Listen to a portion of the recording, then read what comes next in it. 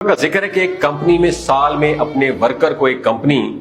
حج کا ٹکٹ تقسیم کیا کرتی تھی اور وہ ٹکٹ قرآن اندازی کے ذریعے دیا جاتا تھا، اور جس بندے کو دوبارہ ٹکٹ مل چکا تھا، مطلب اس کا قرآن اندازی میں نام آ چکا تھا، تو اب تیسری بار جب اس کو سٹیج پر بلایا گیا، اس کا نام تھا فقیر محمد۔ لوگ اسے جانتے تھے۔ فقیر محمد ایک انتہائی غریب آدمی تھا اور شرابی تھا،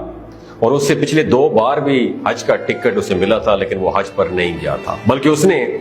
حج کے پیسے لے لیے اور شراب وغیرہ پی لی تو وہ حج پر نہیں جاتا تھا۔ اب تیسری بار بھی جب اس کا حج کا ٹکٹ نکلا تو اسے سٹیج پر بلایا گیا، تو اس کے ساتھ جو ملازمین تھے، ساتھی، وہ کمپنی کے اس کے ساتھی جو تھے، وہ اسے کہنے لگے کہ اس بار بھی اس نے حج پر نہیں جانا، اس نے پیسے لے لینے ہیں اور پیسے لے کر شراب وغیرہ پی لے گا۔ تو ایسا ہی ہوا،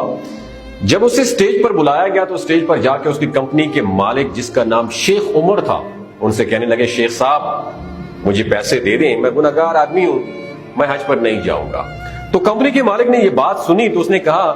کہ اس دفعہ میں نے بھی ارادہ کر لیا ہے، تہیہ کر لیا ہے کہ فقیر محمد اس بار تمہیں ضرور حج پہ میں چھوڑوں گا، بھیج کے چھوڑوں گا۔ پتہ نہیں اللہ رب العزت کی بارگاہ میں کیا منظور ہے کہ اللہ پاک نے 3 مرتبہ تمہارا حج کے لیے نام نکالا ہے، قرآن اندازی میں تمہارا ہی نام آتا ہے۔ اللہ پاک پتہ نہیں کیا چاہتا ہے، تو میرے گھر کی زیارت کرے، لگتا ہے اللہ تعالیٰ چاہتے ہیں میرے گھر کا طواف کرے، صفا مروہ کی سعی کرے،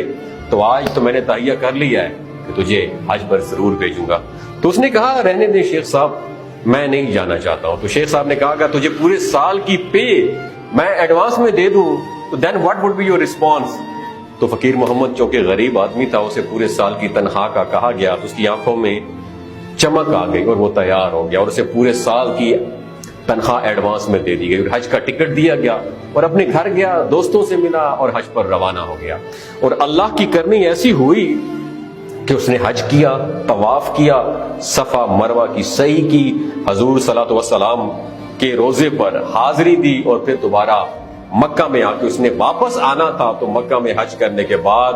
کچھ دنوں بعد وہ مکہ میں فوت ہو گیا، اور اسے جنت المعلی،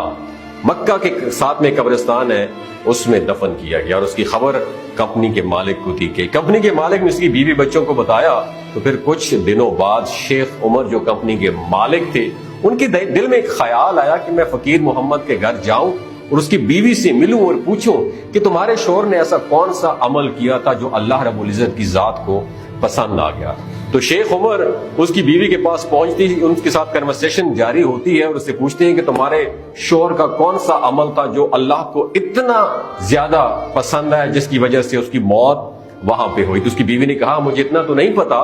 لیکن صاحب کوئی اتنا اچھا عمل بھی وہ نہیں کرتا تھا، وہ شراب پیتا تھا۔ اس کا ایک عمل مجھے معلوم ہے کہ ہمارے محلے میں ایک عورت تھی، اس کی 3 بچیاں تھیں، اور اس کا خاوند فوت ہو گیا اور وہ بیوہ ہو گئی۔ تو جب وہ بیوہ ہوئی تو اس نے لوگوں کے گھروں میں کام کاج کرنا شروع کیا، اپنی بچیوں کو ساتھ لے کر آتی اور اپنا گھر کا گزر بسر کرتی، تو لوگوں کی ہوس بھری نظروں سے وہ نہ بچ سکی۔ پھر اس نے اپنی عزت کو پریورٹی دی اور اپنی عزت بچا کر اپنے گھر میں بیٹھ کے اور بھوکھی رہنے لگی۔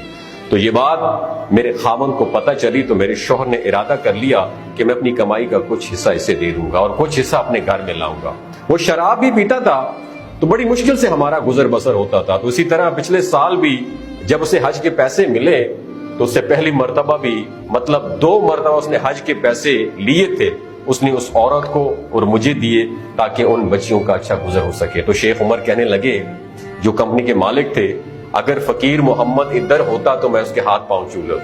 چوم لیتا، یعنی اتنا اچھا عمل اس کا، اور اس عمل کی برکت سے اللہ رب العزت نے اس نے اپنے گھر میں موت عطا فرمائی اور وہاں ہی اس کو دفن کیا گیا۔